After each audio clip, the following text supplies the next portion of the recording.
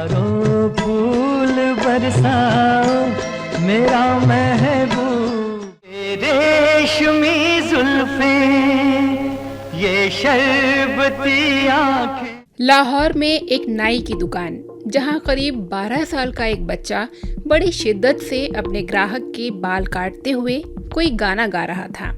आवाज में मिठास और सुरों में संतुलन ऐसा कि सुनने वाला खो जाए। दुकान के पास से एक व्यक्ति गुजर रहा था। नाम था जीवन लाल मट्टू, जो ऑल इंडिया रेडियो लाहौर में बड़े ओहदे पर थे। जीवन लाल मट्टू दुकान में दाखिल हुए। बच्चे ने पूछा कि आपको भी शेविंग करानी है। उन्होंने जवाब दिया नहीं। फिर लड़के ने सवाल किया कि फिर यहाँ तशरीफ लाने की वजह, तो उधर से जवाब मिला कि तुम्हारी गायकी ने दिल छू लिया, सो दुकान में दाखिल हो गया। क्या तुम रेडियो में गाना चाहोगे? ये सुनते ही वो बालक मानो खुशी से उछल पड़ा। इस बच्चे और खुदा के इस नूर का नाम था मोहम्मद रफ़ी, जिनकी आवाज़ नाई की दुकान, फिर रेडियो और फिल्मों से होती हुई पूरी दुनिया में कुछ इस कदर फैली कि आज तक कायम है और शायद तब तक रहे जब तक कि ये कायनात। तुम मुझे यूं बुला न पाओगे। नमस्कार, प्रणाम, आभार और आदाब। आप देख रहे हैं अपना पसंदीदा channel behind the camera with RJ Preeti Kamal, और बात हो रही है महान गायक मोहम्मद रफ़ी की। अकेले ना तुमसे ये नैया, ना तुमसे ये नैया। मोहम्मद रफ़ी की आवाज़ की कशिश, उनके कद और कामयाबी के किस्से तो ज़्यादातर लोगों को पता हैं, लेकिन बहुत कम लोग ही जानते होंगे कि संघर्ष की नींव पर पांव रखकर कैसे मोहम्मद रफ़ी बन गए सुर सम्राट। दुनिया ये महफिल। इस पेशकश में मैं आपको मोहम्मद रफ़ी के फिल्मी दुनिया के सफ़र, कामयाबी और उनके गाए गानों के बारे में नहीं, बल्कि उनके शुरुआती सफ़र के कम चर्चित और अनसुने किस्सों के बारे में बताऊंगी। साथ ही जानेंगे कि कैसे पिता की मर्जी के खिलाफ एक बच्चे ने अपना रास्ता अख्तियार किया और कामयाबी के उस मुकाम पर पहुंच गया जहां पहुंचकर वो लाखों लोगों के लिए किसी भगवान की तरह हो गया। क्या हुआ तेरा वादा, वो कसम। साथ ही इस पेशकश में आगे बात होगी कि रफ़ी साहब के भाई ने कैसे न सिर्फ इन्हें नाई के काम से निकालकर गायकी की दुनिया में दाखिल कराने के लिए जी तोड़ कोशिशें की, बल्कि वहां तक के सफर में कदम कदम तक साथ दिया जहां पहुंचकर रफ़ी की कामयाबी ने पूरी दुनिया में शोर मचाना शुरू कर दिया। चाहूंगा मैं तुझे साँझ सवेरे फिर। और अंत में जानेंगे कि वो कौन सा गाना था जिसे रफ़ी ने इतने ऊंचे स्वर में गाया कि उनके गले से खून आने लगा और ये समझा जाने लगा कि वो अब फिर कभी पहले जैसा नहीं गा सकेंगे। दीवाना हुआ बादल, सावन की घटा। यकीनन रफ़ी साहब ने संगीत को एक ऐसी भाषा दी जिसे हर कोई समझ और महसूस कर सके। बेशक ईश्वर की अनमोल सौगात का नाम है मोहम्मद रफ़ी। युगों युगों में कभी एक बार ऐसा फनकार इस दुनिया में आता है। इस दुनिया की तस्दीक तमाम लोगों के साथ ही महान गायक मन्ना डे भी करते थे। बड़ी मस्तानी है मेरी महबूब। मन्ना डे और मोहम्मद रफ़ी एक दफ़ा साथ में स्टेज शो कर रहे थे। तब मन्ना डे ने मंच पर कहा था कि दोस्तों, इस युग में हजारों मन्ना डे आएंगे, पर कभी एक और मोहम्मद रफ़ी नहीं होगा। प्रतिभाएं तो जन्म लेती ही रहती हैं, रिकॉर्ड बनते ही टूटने के लिए हैं, लेकिन जो कद और मुकाम मोहम्मद रफ़ी ने हासिल किया, वहां तक पहुंचना असंभव नहीं तो मुश्किल जरूर होगा। आजा तुझको पुकारे मेरे गीत रे मेरे। शास्त्रीय संगीत में जो स्थान बैजू बावरा को हासिल है, पार्श्व गायन के क्षेत्र में वही मुकाम मोहम्मद रफ़ी को हासिल है। मोहम्मद रफ़ी की बेटी नसरीन ने कई मौकों पर बताया है कि रफ़ी साहब कहा करते थे कि मैं अल्लाह से यही दुआ करता हूँ कि जब मैं गायकी के टॉप पर रहूँ तो वो मुझे उठा ले, और उनकी दुआ कबूल भी हुई। साल 1980 में जब उनका इंतकाल हुआ तो उनके खत का गायक न तब था और न ही आज और न ही शायद फिर कभी। वो जब याद आए बहुत याद आए। भजन, कव्वाली, गजल, दर्द भरे नगमे या मॉडर्न गाने हों, रफ़ी साहब हर विधा के उस्ताद थे। फिल्मी गीतों की गायकी में उन्होंने जो मुकाम हासिल किया वो किसी बिरले को ही मिल पाता है। बताते हैं कि एक बार रफ़ी साहब पाकिस्तान गए थे, तब उनकी आवाज़ में अजान दिलवाई गई थी। ये अजान पाकिस्तान की श्रेष्ठ अजानों में से एक मानी जाती है। रब्बे सल्लिम अला रसूल अल्लाह।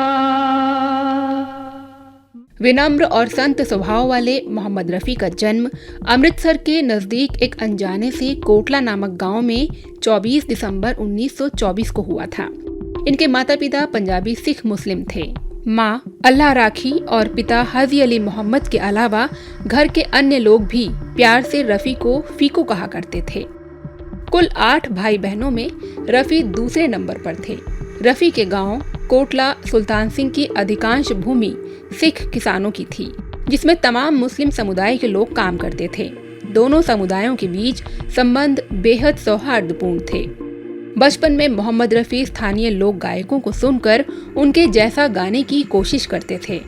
12 साल की उम्र तक रफ़ी ने अमृतसर में ही फारसी और उर्दू की पढ़ाई की। अपने मवेशियों को खेतों में चराने के दौरान अक्सर रफ़ी साहब अपने दोस्तों को लोकप्रिय पंजाबी लोक गीत गाकर सुनाते थे।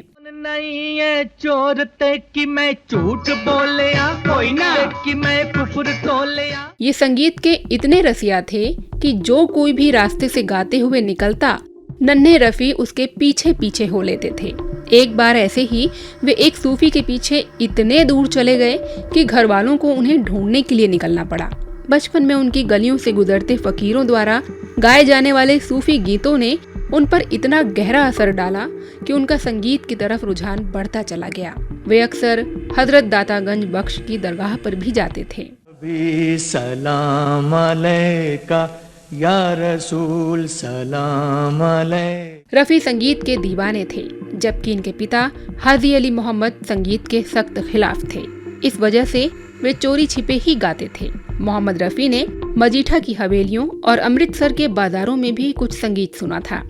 अमृतसर में जन्मी इंदु बाला तब भारत की प्रमुख ठुमरी गायिका थीं और कमला झरिया नामचीन गजल गायिका। ये आवाजें उस दौरान अमृतसर के हॉल बाजार में सुनी जाती थीं। अमृतसर के आगा फैज एक महान ग्रामोफोन गायक थे। रफ़ी ने ये सभी आवाजें सुनी थीं और उनसे प्रभावित भी थे। फिर भी वो अपने गांव के धूल भरे खेतों में खुश और आनंदित होकर इन्हीं लोक कलाकारों के गाने खुलकर गाया करते थे। मोमिनों ने आग दिलाओ इमाम की बाकर के लाल। गांव में हर कोई उनका दोस्त था और दुश्मनी किसी से भी नहीं। 12 साल की उम्र तक रफ़ी को शास्त्रीय संगीत की कोई भी पेशेवर ट्रेनिंग नहीं मिली, क्योंकि गांव में कोई ऐसा नहीं था जो इन्हें सिखा सके। रफ़ी साहब के शौक का उनके भाई को पता चला तो उन्होंने रफ़ी साहब को गाने की बाकायदा तालीम दिलवाने की सोची। वो इन्हें लेकर उस्ताद अब्दुल वाहिद के पास गए और उनसे दीक्षा दिलवाई। खुश रहे तू सदा ये दुआ है। रफ़ी साहब का पहली बार किसी स्टेज पर गाने का किस्सा बड़ा रोचक है। उन दिनों कुंदन लाल सहगल का गायकी की दुनिया में बड़ा नाम था। लोग उनका गाना सुनने के लिए दूर दूर से आते थे। बात 1937 की है। रफ़ी के भाई को जब पता चला कि सहगल साहब ऑल इंडिया रेडियो के एक प्रोग्राम के लिए मंच पर गाने आ रहे हैं, तो वो रफ़ी को लेकर उस प्रोग्राम में पहुंच गए। इस दौरान अचानक बिजली चली गई तो सहगल ने गाने से इनकार कर दिया। भीड़ चिल्लाने लगी। तब रफ़ी साहब के बड़े भाई हमीद ने आयोजकों से आग्रह किया कि ये मेरा छोटा भाई बहुत अच्छा गाता है, जब तक बिजली नहीं आती है इसे मौका दे दिया जाए, जिससे भीड़ भी शांत हो जाएगी। किस्मत से उनकी बात मान ली गई। रफ़ी साहब को मंच पर खड़ा कर दिया। मंच से गाने का ये रफ़ी का पहला मौका था। महज 13 साल की उम्र में रफ़ी ने ऐसा गाया कि लोग ताली बजाने पर मजबूर हो गए। यहाँ तक कि गायक सहगल भी उनके प्रशंसक बन गए और उन्होंने भविष्यवाणी कर दी कि ये लड़का एक दिन महान गायक बनेगा। इसी कार्यक्रम में तब उभरते संगीतकार श्याम सुंदर ने पहली बार मोहम्मद रफ़ी को सुना था और इस कदर मुरीद हुए कि जब साल 1943 में उन्हें पंजाबी फिल्म गुल बलोच में संगीत देने का मौका मिला तो रफ़ी से भी गाना गवाया।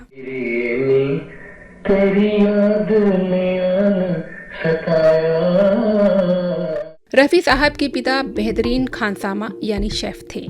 लाहौर समेत उत्तर भारत में भी उन दिनों अमृतसर के रसोइयों की खूब डिमांड थी। रफ़ी साहब का गांव लाहौर से करीब 50 किलोमीटर की दूरी पर था। साल 1926 में इनके पिता लाहौर चले गए, जहां वो पहले एक ढाबे पर काम करते थे और बाद में अपना खुद का ढाबा खोल लिया। ढाबा चल निकला तो 1941 में उन्होंने अपने पूरे परिवार को भी लाहौर बुला लिया। यहाँ आपको बता दें कि मोहम्मद रफ़ी की 2 शादियाँ हुई थीं और मात्र 14 साल की उम्र में साल 1938 में बशीरा बीबी नाम की लड़की से उनका निकाह हो चुका था। रिपोर्ट्स के मुताबिक बशीरा रफ़ी की कजिन थी। बताया जाता है कि 1942 में कुछ वजहों से ये शादी टूट गई। पहली शादी से बेटे सईद का जन्म हुआ था। साल 1945 में मोहम्मद रफ़ी ने बिल्किस बानो से निकाह किया। पर्दा हटा दो, जरा मुखड़ा दिखा दो, हम प्यार करने वाले। खैर 1941 में जब रफ़ी साहब का परिवार लाहौर पहुंचा तो इनके पिता ने एक नाई की दुकान खोलकर अपने बड़े बेटे हमीद को दे दी, जहां रफ़ी साहब भी ग्राहकों की कटिंग और शेविंग के साथ ही उन्हें गाने सुनाया करते थे। अब तक रफ़ी उस समय के सबसे बड़े गायक रहे के.एल. सहगल के मुरीद हो चुके थे। 1927 में भारत के 4 महानगरों कलकत्ता, बॉम्बे, मद्रास और दिल्ली में रेडियो शुरू हुआ, जबकि 1937 में पंजाब के लाहौर में एक नए रेडियो स्टेशन की शुरुआत की गई, जहां कई नामचीन कलाकार प्रस्तुतियां देने लगे थे। जैसा कि मैंने शुरू में बताया कि नाई को दुकान में गुनगुनाता सुन रफ़ी को ऑल इंडिया रेडियो लाहौर में बड़े अधिकारी रहे जीवनलाल मट्टू ने ऑडिशन लेने के लिए बुलाया। टेस्ट में पास होने पर मार्च 1943 से ये रेडियो कलाकार बन गए। अब मोहम्मद रफ़ी ने पूरी तरह से तय कर लिया था कि वो संगीत के क्षेत्र में ही अपना करियर बनाएंगे। लाहौर में रेडियो स्टेशन पर अधिकारी जीवनलाल मट्टू ने मोहम्मद रफ़ी को सबसे पहले शास्त्रीय रागों की ट्रेनिंग लेने के लिए न सिर्फ प्रेरित किया, बल्कि मास्टर इनायत हुसैन के जरिए इन्हें लोक गायकी की बारीकियों से परिचित कराया।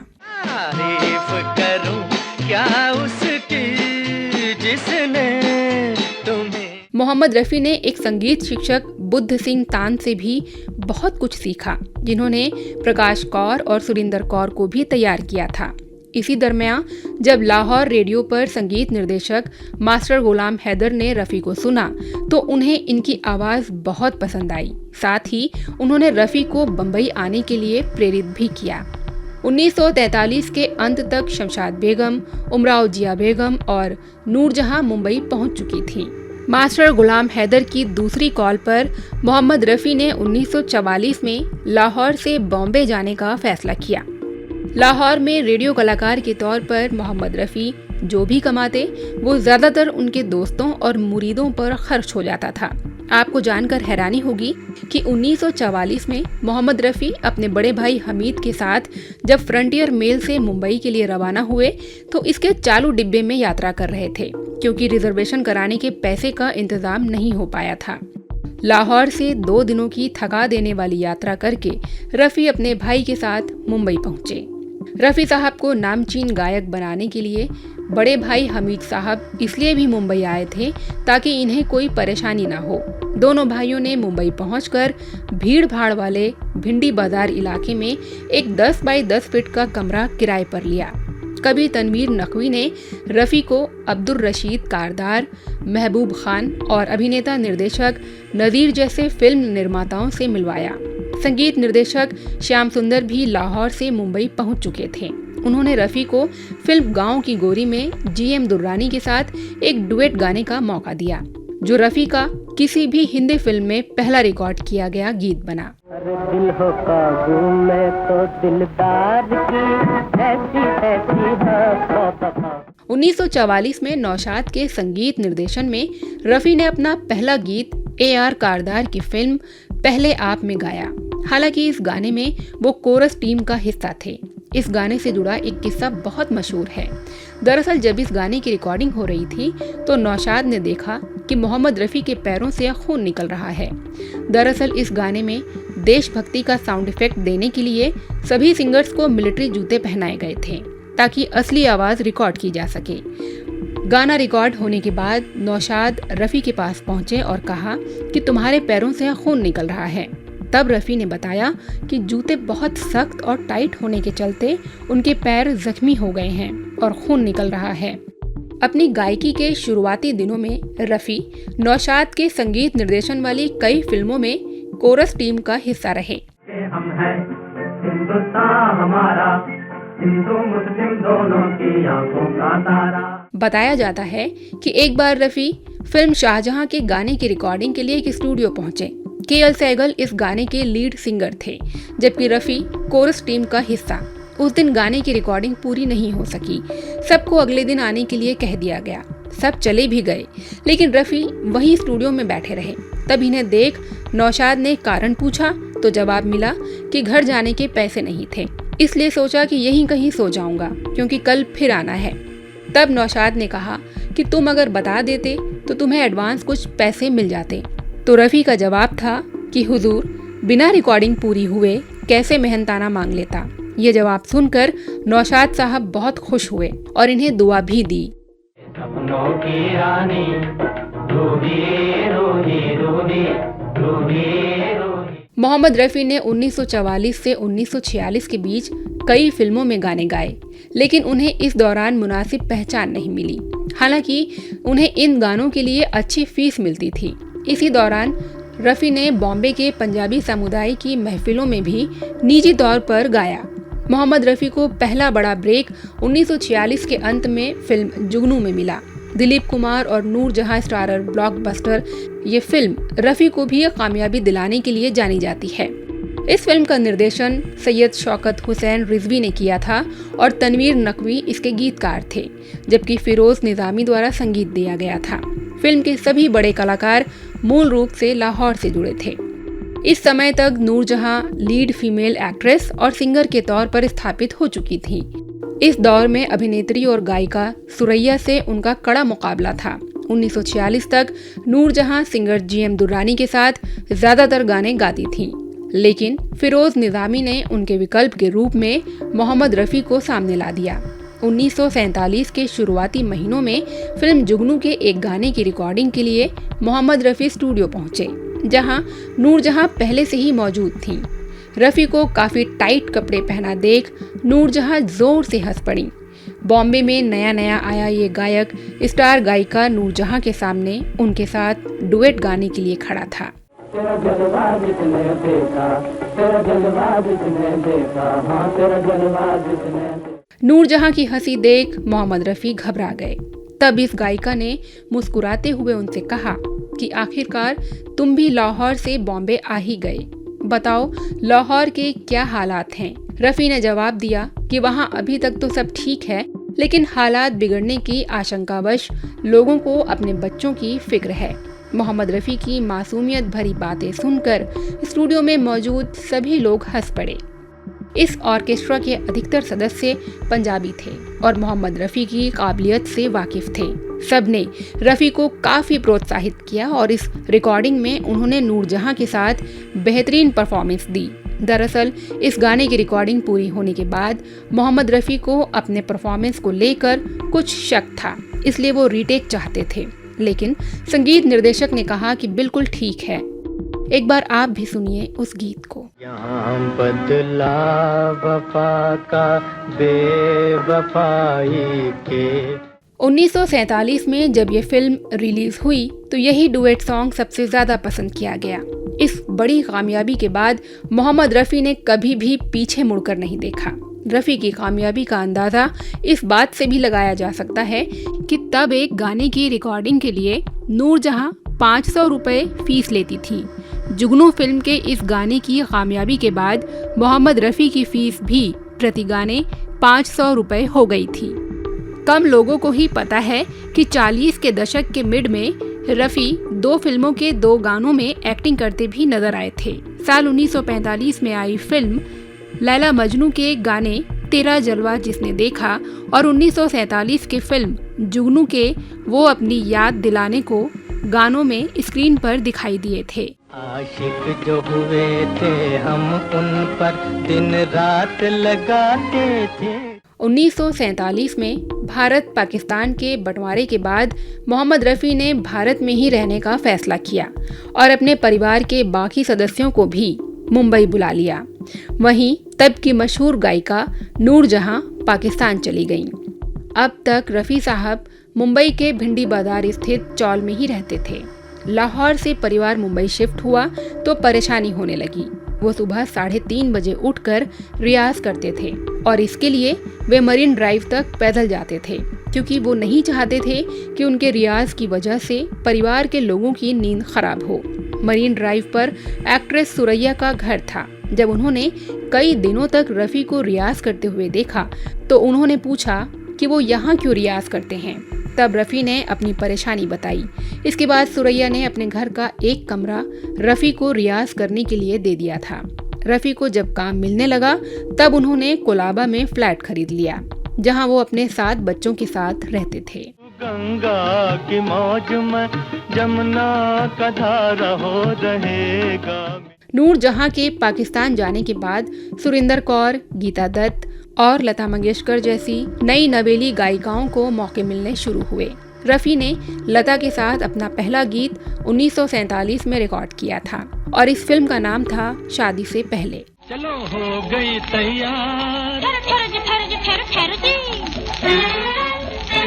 अब तक कुंदन लाल सहगल हिंदी सिनेमा के सबसे बड़े सिंगर थे, लेकिन 18 जनवरी 1947 को मात्र 42 साल की उम्र में उनकी मौत के बाद जो खालीपन पैदा हुआ उसे भरने के लिए लोग मोहम्मद रफ़ी की ओर देख रहे थे।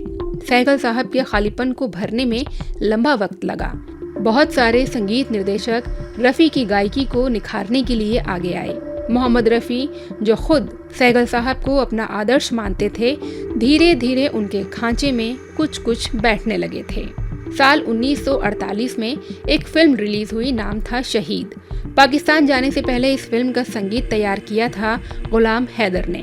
ब्लॉकबस्टर रही इस फिल्म में लीड सिंगर तो सुरिंदर कौर थी, लेकिन इसमें मोहम्मद रफ़ी का गाया एक गाना लोगों की जुबान पर इस कदर चढ़ा कि आज तक कायम है। वतन की राह में वतन के नौजवान शहीद हो। 1948 में महात्मा गांधी की हत्या के बाद संगीतकार जोड़ी हुस्नलाल भगत राम ने रातों रात एक गाना तैयार किया, जिसके गीतकार राजेंद्र कृष्ण थे। इस गाने को मोहम्मद रफ़ी से गवाया गया, जिसके बोल थे, सुनो सुनो ए दुनिया वालों, बापूजी की अमर कहानी। ये गाना उस वक्त के प्रधानमंत्री जवाहरलाल नेहरू के दिल को छू गया और उन्होंने मोहम्मद रफ़ी को अपने घर आने के लिए निमंत्रण भेजा और घर पर इस गाने की प्रस्तुति सुनी। इसी गाने के लिए जवाहरलाल नेहरू ने मोहम्मद रफ़ी को 15 अगस्त 1948 को सिल्वर मेडल दिया था। सुनो सुनो ए दुनिया वालों, बापू की ये अमर कहानी। अब तक मोहम्मद रफ़ी डुएट, ग्रुप या फिर कोरस में गा रहे थे, लेकिन 1950 के बाद जब महान संगीतकार नौशाद ने अपनी फिल्मों में इनसे सोलो सॉन्ग गवाने शुरू किए, तब ये बड़ा नाम बनकर उभरे। 1949 की दुलारी और चांदनी रात के अलावा 1951 की दीदार वो फिल्में रहीं जिनमें नौशाद ने अपनी कुछ उत्कृष्ट धुनें मोहम्मद रफ़ी से गवाईं और वो ऐसे स्टार बन गए जिन्हें कोई नजरअंदाज नहीं कर सकता था। साल 1949 में ही संगीतकार श्याम सुंदर ने फिल्म बाजार में मोहम्मद रफ़ी और लता मंगेशकर से डुएट गवाया था, जो उस वक्त लोगों की जुबान पर चढ़ गया था। अपनी नजर से दूर हो, अपनी नजर से। लाहौर में संगीतकार श्याम सुंदर के बाद मुंबई आने पर नौशाद पहले संगीतकार थे जिन्होंने रफ़ी की प्रतिभा को सबसे करीब से पहचाना और अपनी फिल्मों में भरपूर मौके देने शुरू किए। फिल्म पहले आप के एक गाने की सिर्फ एक लाइन गवाकर उन्होंने फिल्मी दुनिया में मोहम्मद रफ़ी की एंट्री करवाई थी। इसके बाद नौशाद के संगीत निर्देशन में मोहम्मद रफ़ी ने हिट गानों की झड़ी लगा दी। रात ढल चुकी ना जाने। मोहम्मद रफ़ी की प्रतिभा का असल आईना दुनिया ने सबसे पहले 1952 में आई फिल्म बैजू बावरा के जरिए देखा। अब तक नौशाद अपनी फिल्मों में रफ़ी से 1-2 गाने ही गवा रहे थे। बैजू बावरा में उन्होंने रफ़ी को लेकर बड़ा दांव खेला और इसके 13 में से 6 गाने रफ़ी से गवाने का फैसला किया। कड़े रियाज, लगन और गायकी के प्रति जुनून को देखते हुए नौशाद ने तब मोहम्मद रफ़ी से कहा था, इस फिल्म के गानों के बाद तुम सबकी जुबान पर चढ़ोगे, और ये सच भी साबित हुआ। फिल्म बैजू बावरा में एक संघर्षरत गायक की भूमिका में भारत भूषण की आवाज़ बने मोहम्मद रफ़ी और इसके गानों को वाजिब ऊंचाई देने के लिए उन्होंने अपनी जान की बाजी भी लगा दी थी। इसके गाने ऐ दुनिया के रखवाले का अभ्यास रफ़ी ने 15 दिनों तक किया। लुट गई मेरे प्यार की नगरी। रफ़ी साहब के गले की रेंज यूं तो बहुत ऊंची थी। वो जिस स्केल पर आराम से गाते हैं वहाँ सुर लगाने में कई गायकों को काफ़ी मशक्कत करनी पड़ती थी। लेकिन ऐ दुनिया के रखवाले गाते समय रफ़ी साहब को तार सप्तक के उस बिंदु को छूना पड़ा कि गला फटने के चलते उनके मुंह से खून निकल आया। इसके बाद कई दिनों तक वो गा नहीं पाए थे। तब लोग यहाँ तक कहने लगे थे कि रफ़ी अब कभी भी पहले जैसा नहीं गा सकेंगे। हालांकि कुछ साल बाद उन्होंने इस गाने को फिर से रिकॉर्ड किया और पहले से भी ऊंचे स्केल तक गाया, वो भी बिना किसी दिक्कत के। दुनिया के रखवाले सुन दर्द। इसी फिल्म का गीत मन तरपत हरिदर्शन को नौशाद और मोहम्मद रफ़ी की जुगलबंदी का एक नायाब और अमर गीत समझा जाता है, जिसमें संगीत और रफ़ी की गायकी का जादू दिल में उतर जाता है।